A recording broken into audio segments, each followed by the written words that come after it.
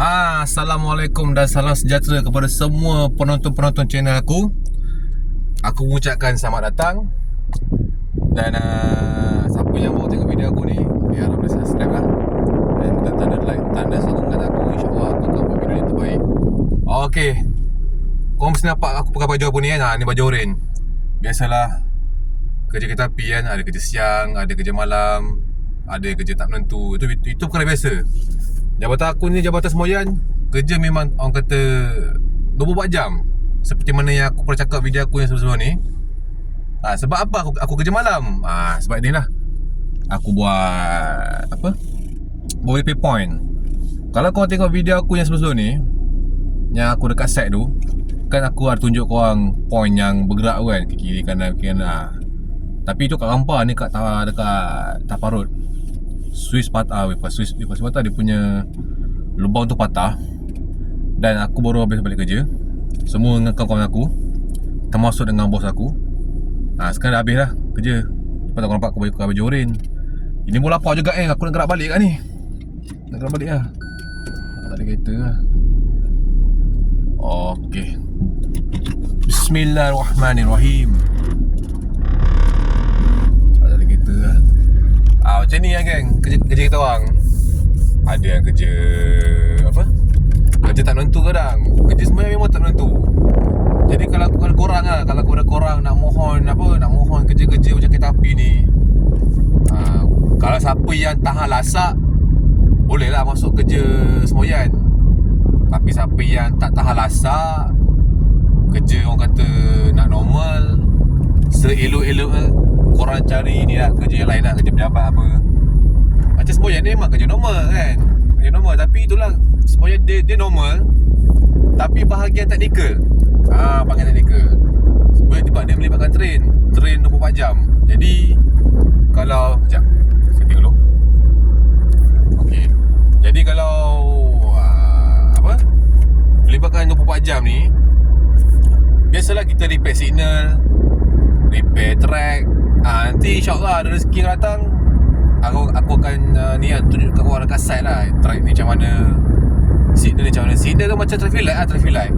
Lalu kereta api lah, kalau merah berhenti, kalau hijau jalan. Macam tu lah kerja semboyan.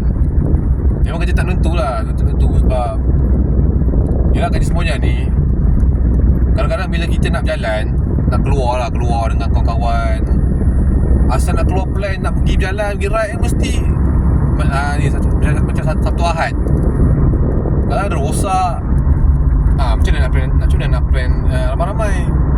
Kalau semua geng keluar, tak ada orang attend, mengamuk bos dekat HQ mengamuk, kat sini pun mengamuk. Lebih kurang macam tu lah kerja semboyan ni. Tak menentu. Kalau jabatan lain tak apa, dia bukan kerja 24 jam, dia kerja pejabat. Kalau ada rosak apa-apa pun, mereka boleh tangguh. Semboyan tak boleh. Macam ni lah kerja kita orang. Macam ni lah. Ada failure kena pergi. Tak tentu, memang tak tentu. Sebab tu kalau plan nak pergi bercuti, nak keluar pergi jalan mana dengan kawan dia kan, sekurang-kurangnya kena ada satu tim standby tinggal. Kalau semua keluar, siapa nak attend? Mengamuk lah bos. Macam tu lah kerja kereta api. Dunia kerja kereta api macam ni lah, jabatan semboyan. Jabatan lain aku tak tahulah, tapi jabatan semboyan memang macam ni lah kerja dia, 24 jam. Kadang-kadang rosak pukul 3-4 pagi. Siapa nak bangun dulu? Lihat dulu. Kalau 3-4 pagi kau nak bangun siap-siap, memang lihat. Kalau bagi agensi keselamatan tu lain cerita lah. Sebab mereka berkhidmat untuk negara kan. Macam kami ni sektor swasta ni, apa nak berkhidmatnya? Macam ni lah kami.